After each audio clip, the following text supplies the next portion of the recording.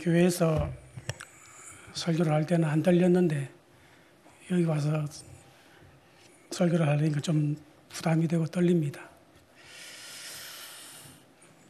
사람이 누구에게 업힌다는 것은 다른 사람의 눈을 의식하지만 않는다면 조금 미안하기는 해도 참으로 행복한 일입니다. 업을 수 있고 업어줄 수 있는 관계는 참으로 행복한 관계입니다. 인생이 힘든 것은 즐거울 때도 있지만 어깨동무를 하고 같이 정말 힘들고 어려울 때 머리를 맞대고 오래오래 업어줄 사람이 많지 않기 때문일 것입니다. 우리의 인생이 힘들 때 누군가가 진정으로 우리를 업어줄 수 있다면 아마 우리는 금방 새 힘을 얻을 것입니다. 그래서 우리 인생 여정에 진정으로 업어줄 수 있는 길벗이 있는 사람은 참으로 행복합니다. 그런데 우리 가운데는 업어줄 길벗은 고사하고 말벗이라도 있으면 참 행복하겠다. 이렇게 항변하고 싶은 분들도 없잖아 있을 것입니다. 이는 무엇을 말하는가 하면 인생길이 그만큼 외롭고 힘들다라는 말이기도 합니다. 그런데 성경은 말벗도 길벗도 있는 참으로 행복자가 있다라고 말씀하십니다. 누구입니까? 하나님의 택하신 이스라엘 백성입니다. 광야 같은 인생 여정을 하나님께서 그를 업어 인도하셨다라고 말씀하고 있습니다. 그러니 참으로 행복한 사람들입니다. 여러분 어떠십니까? 여러분은 행복하십니까? 여러분, 불행이란 가지고 싶은 것을 못 가졌다라는 것에 있는 것이 아니고 가지고 있는 것을 모르는 데 있는 것입니다. 우리는 참으로 많은 것을 가졌습니다. 귀한 것을 가졌습니다. 그럼에도 불구하고 모릅니다. 내가 얼마나 귀한 것을 가졌는지 사람들은 알지를 못하기 때문에 항상 자신의 모습을 보면서 나는 불행한 사람이야 라고 생각을 합니다. 우리가 아직도 가진 게 많습니다. 다 없어져도 우리는 아무도 빼앗을 수 없는 믿음이 우리의 심령 가운데 있습니다. 하나님이 계십니다. 그 하나님은 광야 같은 세상에서 우리를 업어서 인도하시는 하나님이십니다. 그러니 우리가 결단코 불행한 사람이 아니라는 것입니다. 우리는 하나님 앞에서 의로운 사람입니다. 이제 본문을 살펴보면서 오늘 우리가 광야 같은 세상을 넉넉히 이기며 좀 우리의 마음들을 내려놓고 든든한 마음으로 살아가시면 좋겠습니다. 첫 번째로 누가 업으시는가? 이스라엘 백성은 지난 430년 동안 노예 생활의 종지부를 찍었습니다. 자유민으로 자유를 찾아서 애굽에서 나와서 젖과 꿀이 흐르는 희망의 땅, 가나안 땅을 향해 와서 마침내 가나안 땅을 눈앞에 두고 있습니다. 가슴 가득하게 부푼 기대를 안고 그들은 출발을 했습니다. 광야 40년의 여정은 누구에게도 결코 쉬운 길이 아니었습니다. 그럼에도 불구하고 이제 이스라엘 백성들은 가나안 땅을 바로 목전에 두고 있습니다. 여러분 생각을 한번 해보십시오. 40년이라는 세월을 광야를 지나왔습니다. 그리고 이제는 한 발만 건너가면 약속의 땅에 이르를 것입니다. 왜 간격이 없겠습니까? 어찌 눈물이 없겠습니까? 이 시점에서 모세는 지나간 40년을 회고하면서 이렇게 고백을 합니다. 하나님께서 우리를 여기까지 업어 인도하셨다. 이것이 여러분 모세의 고백입니다. 모세는 자주 이야기를 합니다. 신명기서 1장 31절에 광야에서도 너희가 당하였거니와 사람이 자기의 아들을 아는 것 같이 너희 하나님 여호와께서 너희가 걸어온 길에서 너희를 아느사 이것까지 이르게 하셨다라고 말씀합니다. 출애굽기 19장 4절에서도 하나님의 말씀을 그대로 받아서 말하기를 내가 애굽 사람에게 어떻게 행하였음과 내가 어떻게 독수리 날개로 너희를 업어 내게로 인도하였음을 너희가 보았노라. 너희가 경험했다라는 말입니다. 여러분, 얼마나 적절한 표현입니까? 우리에게 익숙한 찬송으로 표현하라고 하면 아마 찬송가 301장이 되지 않겠습니까? 혹시 뭔지 아십니까? 찬송가 301장. 지금까지 지내온 것 주의 크신 은혜라. 한이 없는 주의 사랑 어찌 이루 말하랴. 자나깨나 주의 손이 항상 살펴주시고 모든 일을 주 안에서 형통하게 하시네. 참 예전에 비해서 요즘은 이 찬송을 여러분 별로 안 좋아하는 것 같아요. 우리 앞에 연로하신 권사님들 앉아 계시지만 참 이 노래 많이 불렀습니다. 기도해야 할 때마다 새벽 시간마다 이 노래를 불렀습니다. 부를 때마다 많은 사람들이 눈물을 흘리며 불렀습니다. 지금까지 지내온 것 주의 크신 은혜라. 믿으십니까? 지금까지 지내온 것이 하나님의 크신 은혜입니다. 그러므로 오늘 우리는 걱정하지 마세요. 한숨 짓지 마세요. 노여워하지 마세요. 지금까지 나를 인도하셨던 하나님께서 앞으로의 모든 여정도 인도해 가십니다. 사랑하는 여러분, 여러분은 지금까지 살아오시면서 누구의 손에 이끌려서 살아오셨습니까? 누가 업어서 여기까지 인도하셨습니까? 오늘 12절 말씀해 보시면 여호와께서 홀로 그를 인도하셨고 그와 함께한 다른 신이 없었다. 그렇다면 오늘 나를 누가 우리를 이스라엘을 여기까지 인도했느냐? 그는 여호와십니다. 여호와는 하나님의 거룩한 이름입니다. 그런데 여러분 그 이름의 뜻을 아십니까? 우리가 기도할 때마다 여호와 하나님이라고 기도합니다. 여호와의 뜻이 무엇입니까? 말 그대로 옮기면 나는 나다. 우리 경상도 말로 내가 내다. 무슨 말입니까? 어떻게 하나님의 이름을 설명할 수가 없다는 말입니다. 하나님을 설명할 수가 없다. 사실은 이 말이 아니고 너희한테 설명을 해도 내 이름을 너희한테 설명을 해도 너희는 그 의미를 알아듣지 못한다. 그래서 말씀하시기를 내가 내다. 여러분, 내가 내다라고 말씀하시는 여호와가 누구십니까? 그는 창조주입니다. 우리는 지음받은 존재이기 때문에 하나님을 우리의 머리에 담을 수 없다라는 말입니다. 그래서 그냥 경험하는 내가 나인 줄 알아라 라는 말씀입니다. 그 누구도 하나님을 다 알 수 없습니다.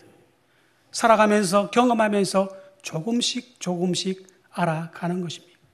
그리고 우리가 고백하기를 여기까지 하나님께서 나를 인도해 오셨다라고 고백을 합니다. 그런가 하면 그분은 영원하십니다. 우리는 기껏해야 100년을 살지만 그분은 영원하십니다. 우리와는 비교가 되지 않습니다. 40년 전 모세가 미디안 광야에서 양을 칠 때에 하나님께서 모세를 불러 이스라엘 백성을 인도하여 가나안 땅으로 가라라고 했습니다. 그때 모세가 뭐라 합니까? 하나님, 사람들이 하나님의 이름을 무엇이라 물으면 내가 뭐라고 대답을 할까요? 내가 뭐라고 해야 됩니까? 그때 하나님께서 처음으로 자신의 이름을 이렇게 밝히십니다. 나는 스스로 있는 자니라. 여호와라고 말씀하신 것입니다. 그분이 아브라함을 불러 그의 백성 삼으셨습니다. 그리고 약속하시기를 이스라엘을 애굽 땅에서 4대 만에 이끌어내시겠다라는 약속을 주셨습니다. 여러분, 하나님께서 홀로 이 일을 행하셨습니다. 이스라엘을 사랑하시는 일에, 이스라엘을 구원하는 일에 그 누구도 거들어준 적이 전혀 없습니다. 실제는 다른 신이 없기 때문입니다. 그러니 그분은 홀로 찬양과 영광을 받으실 분이십니다. 그러므로 하나님께서 다른 이에게 내 영광을 빼앗기지 아니하리라 라고 하신 말씀은 너무나 당연한 것입니다. 이사야 42장 8절에 나는 여호와니 이는 내 이름이라 나는 내 영광을 다른 자에게 내 찬송을 우상에게 주지 아니하리라 라고 말씀하십니다. 그렇다면 하나님께서 이스라엘 백성들을 왜 업으시겠습니까? 9절을 말씀 보시면 여호와의 분깃은 자기 백성이라 야곱은 그가 택하신 기업이로다. 하나님께서 왜 업으시는가? 하나님의 자산이기 때문입니다. 하나님은 수없이 이스라엘이 당신의 소유임을 말씀하고 있습니다. 하나님께서 이스라엘을 업어 인도하시는 이유가 무엇이겠습니까? 하나님께서 오늘 우리를 업어 인도하시는 이유가 무엇입니까? 한마디로 말하면 하나님의 것이기 때문입니다. 하나님의 소유이기 때문에 우리를 여기까지 업어 인도하셨습니다. 여러분 그렇지 않습니까? 무엇이든지 자기의 것은 소중합니다.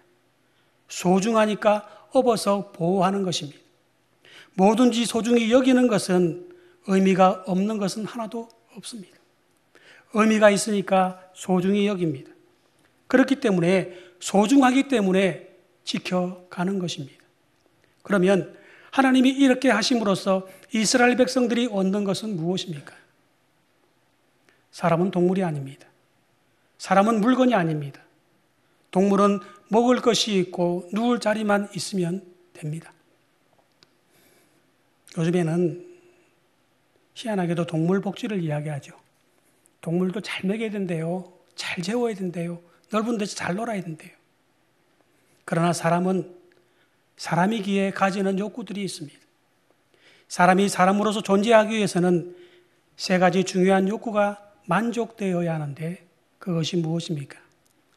첫 번째로는 소유욕입니다. 사람은 끈끈한 정을 나눌 때 나눌 소속이 필요한 것입니다. 내가 어디 소속이냐?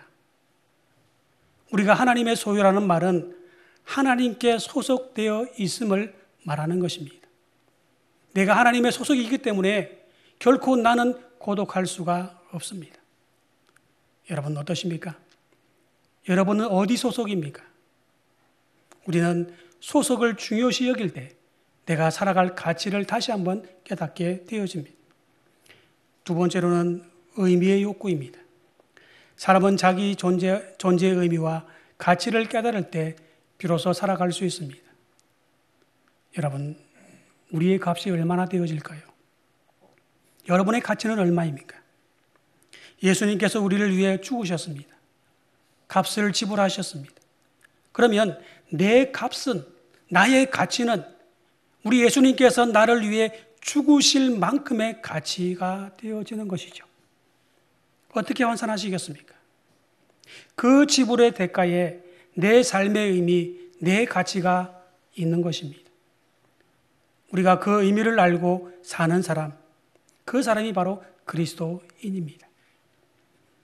우리가 또는 내가 그의 보배로운 소유된 백성입니다. 우리가 이 가치를 알 때 우리의 인생은 복된 인생이 되어질 수 있습니다. 세 번째로는 안전의 욕구입니다. 사람은 안전과 평안을 추구합니다. 걱정, 근심으로부터 자유하기를 원합니다. 그 보호가 어디에서 오는가? 하나님으로부터 옵니다. 그러므로 하나님이 업어 인도하시는 하나님의 소유된 백성은 복 있는 백성이다. 소유된 백성이 여러분 복이 있습니다. 하나님께서 우리의 근거, 하나님께서 우리의 의미, 우리의 안전이 되어 주시기 때문입니다. 세 번째로는 그러면 어디서 업으시는가? 오늘 10절 말씀에 여호와께서 그를 항무지에서 짐승이 부르짖는 광야에서 만나시고 호위하시며 보호하시며 자기의 눈동자같이 지키셨도다. 하나님께서 이스라엘 백성들을 광야에서 만나셨습니다. 우리가 사는 세상을 가장 적절하게 비유하는 말이 있다고 한다면 아마 광야일 것입니다. 광야가 어떤 곳입니까? 한마디로 사람 살 곳이 못 되는 곳입니다. 그곳에는 물이 없습니다. 그래서 늘 목마릅니다. 자기가 사는 세상에는 진정한 생수가 없습니다. 그곳은 길이 없습니다. 어디로 가야 사는 길인지 알지를 못합니다. 그래서 때로는 방황하기도 합니다. 우리가 사는 세상도 마찬가지입니다. 사람들이 길을 찾았다고 나름대로 열심히 가지만 그것이 길이 아닙니다. 그곳은 끝이 없습니다. 광활합니다. 죽음이 끝입니다. 세상도 그렇습니다. 변화가 너무나 심합니다. 낮에는 타서 죽을 정도로 덥다가 밤에는 추운 곳입니다. 언제나 강풍이 일어날 수 있는 곳입니다. 그러나 오늘 우리가 살아가는 세상도 역시 마찬가지입니다. 짐승의 위협이 있습니다.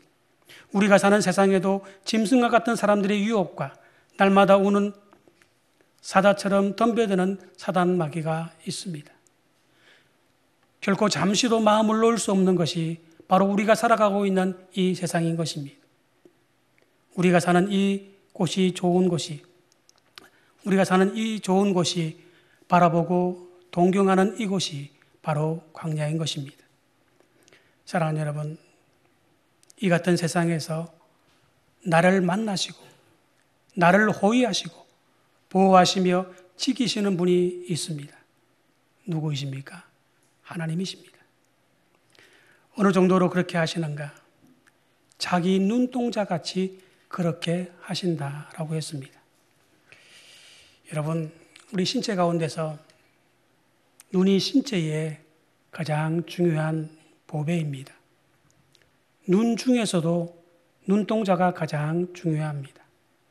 그래서 하나님께서 가장 두텁고 가장 단단한 두개골 속에 굴을 파서 거기에 두시고 덮개로 덮으시고 눈썹을 만들어서 이물질이 들어오지 못하도록 파수꾼을 세워주시고 세상에서 가장 빠른 새를 눈꺼풀로 두셨습니다. 세상에서 가장 빠른 새가 무엇입니까? 눈 깜빡할 새. 여러분, 이게 눈동자입니다. 이처럼 자기 백성을 보호하신다라는 말입니다. 성경에 호위한다 했습니다. 세상에 누가 나를 호위해 주겠습니까? 여러분 나가보십시오. 누가 나를 호위하겠다고 달려들겠습니까? 그런데 여기 호위한다는 말은 에워싼다라는 의미를 가지고 있습니다. 여러분, 우리가 무슨 수로 이런 경호를 받을 수 있겠습니까? 그러나 하나님은 우리를 그렇게 하셨고 그렇게 하시겠다고 약속하셨습니다. 야곱이 고향으로 돌아갑니다. 사방에 대적이 있고 형의 군대가 두렵습니다. 그러나 그 순간에도 야곱은 잘 몰랐지만 하나님이 날개 작전을 펼치셨습니다. 하나님의 날개로 그를 덮어주셨습니다. 창세기 32장 1절 2절에 이렇게 말씀합니다. 야곱이 길을 가는데 하나님의 사자들이 그를 만난지라. 야곱이 그들을 볼 때 이르기를 이는 하나님의 군대라 하고 그 땅 이름을 마하나임이라 하였더라. 여러분, 마하나임이 무엇입니까? 두 겹의 군대입니다. 아마 일개 연대인지 사단인지 군단인지는 모르겠습니다. 아마 군단급 정도는 되지 않겠습니까? 얼마나 멋진 하나님입니까? 우리가 광야 같은 세상을 살 동안에 우리를 홀로 두지 아니하시고 두 겹의 군대로 오늘 우리를, 오늘 나를 호위하고 계십니다.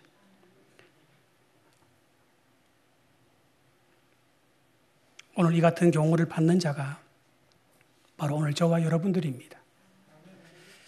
마지막으로 그러면 하나님께서 어떻게 업으시는가? 오늘 11절 12절입니다. 마치 독수리가 자기 보금자리를 어지럽게 하며 자기 새끼 위에 너풀거리며 그의 날개를 펴서 새끼를 받으며 그 날개 위에 그것을 엎는 것 같이 여호와께서 홀로 그를 인도하셨고 그와 함께한 다른 신이 없었도다. 한마디로 무슨 말인가? 독수리가 그 새끼를 기름과 같이 오늘 우리를 기르셨다는 말입니다. 독수리는 새 중의 왕입니다. 결코 누가 당할 자가 없습니다. 둥지는 높은 곳에 벼랑 위에 짖습니다. 그 이유가 무엇입니까? 다른 짐승이나 사람들의 피해를 입지 않도록 하기 위해서입니다. 독수리가 보금자리를 만들 때에 세 가지를 가지고 만드는데 먼저는 가시나무를 꺾어다가 얽혀 집을 짓고 그 위에 가죽에 짐승의 죽은 가죽을 덮고 맨 위에는 포근한 자기 털을 뽑아서 아담스럽고 따뜻한 둥지를 만든다라고 합니다. 그리고 그 속에다가 새끼를 부화하여 기르는데 그 새끼들이 날개가 난 후에 날아다녀야 할 쯤 되면 자기가 깔아놓은 가죽을 다 빼버리고 보금자리를 헝클어 틀어버리는 것입니다. 깃털은 다 날아가고 새들이 가시나무에 찔리게 되어지고 둥지 밖으로 기어 나오게 만드는 것입니다. 그냥 둥지에서 벼랑으로 떨어뜨려 버립니다. 그러면 새끼가 죽지 않으려고 날개짓을 해보지만 안 떨어질 재주가 없습니다. 그래서 땅에 떨어져 닿을 무렵에 손살같이 날개로 그 새끼를 엎는다라고 했습니다. 이 같은 일을 반복해 하는 동안에 독수리가 진짜 그 새끼가 진짜 독수리가 되어지는 것입니다. 여러분, 하나님께서 이스라엘을 이렇게 연단시키셨다라고 말씀합니다. 강철이 어떻게 만들어집니까? 쇠통이를 불에 집어넣었다가 다시 꺼내가지고 또 집어넣고 그렇게 반복하다 보면 찌꺼기 불순물은 다 빠지고 강한 철이 되어지는 것입니다. 고난을 통해서 여물어지는 것이죠. 그러므로 훈련이나 고통이 나쁜 것만은 아닐 것입니다. 이것이 주는 선물이 있습니다. 어미가 그 새끼를 지킨다. 독수리가 독수리 되게 합니다. 하나님이 그 백성을 지켜주십니다. 하나님께서 오늘 우리를 지켜주십니다. 하나님께서 그 백성을 하나님처럼 되게 하신다고 했습니다. 이것이 여러분 하나님의 방법입니다. 이런 하나님을 자기 백성으로 삼은 사람이 어찌 행복하지 않을 수가 있겠습니까? 여러분, 힘이 드십니까? 한숨만 나오십니까? 나는 왜 이렇게 되는 일이 없지? 저 사람은 잘 되는 것 같은데 내 꼬라지는 왜 이래? 이런 생각이 드실 때가 있습니까? 그러나 분명한 것은 그러한 고통 가운데 나만 홀로 두지 아니하신다라고 했습니다. 그 고통 가운데서 하나님께서 함께 계신다는 사실입니다.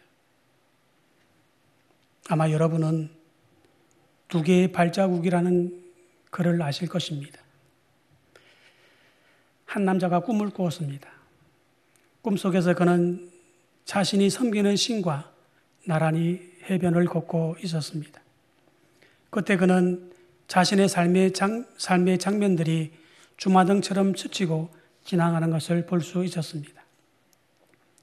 해변의 모래밭에 두 개의 발자국이 나 있었습니다. 하나는 자신의 것이었고 다른 하나는 신의 것이었습니다. 얼마 후 그의 마지막 장면이 펼쳐질 때 그는 모래에 찍힌 자신의 발자국을 돌아보았습니다. 자신의 삶의 여정에서 공경에 처해 있을 때 오직 하나의 발자국만 찍혀 있는 것을 보았습니다.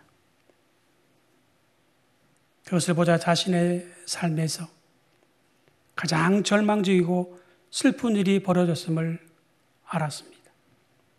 외롭게 지킨 한 개의 발자국이 그를 서글프게 했습니다. 그는 신에게 항의조로 물었습니다. 신이여, 당신은 제가 당신을 믿으면 항상 저와 함께 하신다고 약속하셨습니다. 그리고 많은 시간을 제 곁에 머물러 계셨습니다. 그런데 어째서 제가 당신을 꼭 필요로 할 때마다 저를 떠나셨습니까? 그 질문에 신은 조용히 되물었습니다. 너는 어째서 내가 그대 곁에 없었다고 그렇게 단정하여 말하는가? 저 해변에 나 있는 발자국을 보면 알 수 있지 않습니까? 제가 공경에 처했을 때마다 발자국이 하나밖에 나 있지 않지 않습니까? 신은 빙그레 웃으며 말했습니다.